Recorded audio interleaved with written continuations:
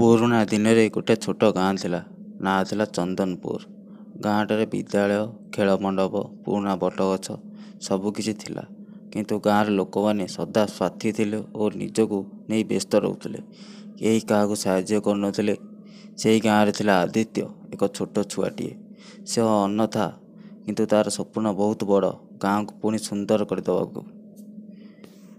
ଦିନେ ସେ ଗୋଟା ପୁରୁଣା ପୋଥି ପାଇଲା, ଯେଉଁଥିରେ ଲେଖା ଥିଲା ଯେ ଯେଉଁ ଗାଁରେ ଲୋକ ମିଳିତ ସତ କାମ କରନ୍ତି, ସେଠି ସୌଭାଗ୍ୟର ଆଲୋକ ପଡ଼େ।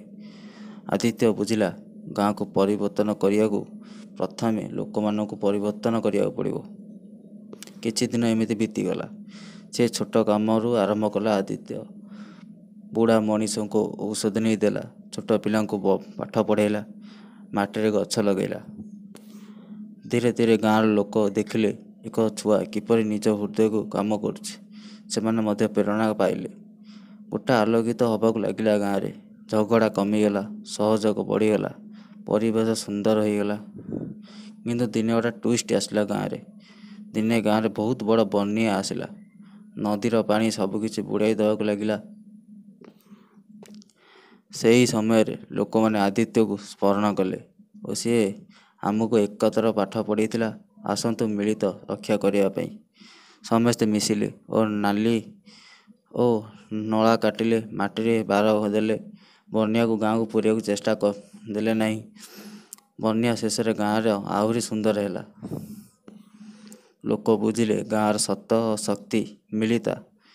ଆଦିତ୍ୟର ଯଦି ଛୋଟ ଆଶାଟି ଗାଁଟିକୁ ପୂରଣ କରିଦେଲା, ସେପରି ସତ୍କାର ନାୟକ ସବୁକିଛି ପୂରଣ କରିଦେବ। ସମସ୍ତେ ମିଳିମିଶି ରହିଲେ। ଆଦିତ୍ୟ ବହୁତ ଖୁସି ହେଲା। ଛୋଟ କାମ ମଧ୍ୟ ବଡ଼ରେ ପରିବର୍ତ୍ତନ ଆଣିପାରେ। ଏକତ୍ରୀର ଶକ୍ତି ଅଛି। ସ୍ୱାର୍ଥ ଛାଡ଼ି ସହଯୋଗରେ ଗାଁ, ସମାଜ ଓ ଜୀବନରେ ସୁନ୍ଦର ହୁଅ। କାରଣ ଗାଁଟାରେ ରହୁଥିବା ଲୋକମାନେ ଏବେ ବି ବୁଢ଼ା ବୟସ୍କ ଲୋକ ଅଛନ୍ତି, ଯେଉଁମାନେ ଶାନ୍ତିପ୍ରିୟ ଓ ଉଦ୍ଭାବନରେ ରୁହନ୍ତି ଗାଁରେ।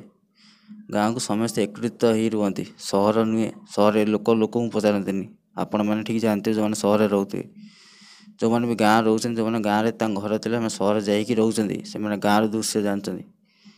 ଗାଁର ଲୋକ ଏକତ୍ରିତ ହୋଇ ରୁହନ୍ତି। ଗାଁର ଲୋକ ଗୋଟେ କଥାକୁ ସମର୍ଥନ କରନ୍ତି। ଗାଁର ଲୋକ ଉଦ୍ଭାଗ ନୁହନ୍ତି। ସହର ଲୋକ ଭଳିଆ କି ପଚାରିବେନି। ଆପଣ ଯଦି ପଢ଼ିଥିବେ, ସେଠି ଆପଣ ମୁହଁକୁ ପାଣି ଟିକେ ଦେବେନି। ସହର ଲୋକ, ଗାଁ ଲୋକ ଓ ସହର ଲୋକ ଭିତରେ ବହୁତ ପାର୍ଥକ୍ୟ ରହୁଛି। ସେଥିପାଇଁ ଏବେ ବି ଦିନେ ଦିନେ ସମୟ ଗଡ଼ି ଯାଉଛି, ଗାଁରେ ବି ଲୋକ ଆଉ ରହିବାକୁ ଚାହୁଁନାହାନ୍ତି, ସବୁ ସହରକୁ ପଳାଇ ଯାଉଛନ୍ତି। ସେମିତି କିଛି କିଛି ଜାଗାର ଲୋକ ସହରରେ ରହୁନାହାନ୍ତି, ଗାଁକୁ ପଳାଇ ଯାଉଛନ୍ତି।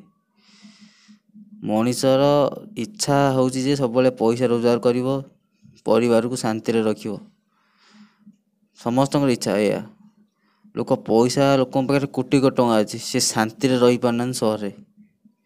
ସେଇ ପୁରୁଣା ମାଟି ଢିଅ ଘରକୁ ଆଉଛନ୍ତି, ଯେଉଁଠି ଗାଁରେ ତାଙ୍କର ଥିଲା। ସେଇଠି ବଡ଼ ଘର ଲୋକ ରହୁଛନ୍ତି ଗାଁରେ। ସେଥିପାଇଁ ଗାଁରେ ରୁହନ୍ତୁ, ଶାନ୍ତିରେ ରୁହନ୍ତୁ, ଯେତିକି ପଇସା ରୋଜଗାର କରନ୍ତୁ, ଶାନ୍ତିରେ ଖାଆନ୍ତୁ, ରୁହନ୍ତୁ। ଆଜି ଜୀବନ କାଲିକି ନାହିଁ, କିଏ କେତେବେଳେ ମରିବ ତା ଠିକ୍ ନାହିଁ। ଧନ୍ୟବାଦ। ଯଦି ଗପଟି ଟିକେ ଭଲ ଲାଗିଥିବ ଭାଇମାନେ, ଲାଇକ୍ ଆଣ୍ଡ ସବସ୍କ୍ରାଇବ୍ କରିବେ। ଜୟ ଜଗନ୍ନାଥ। ମୁଁ ରହୁଛି।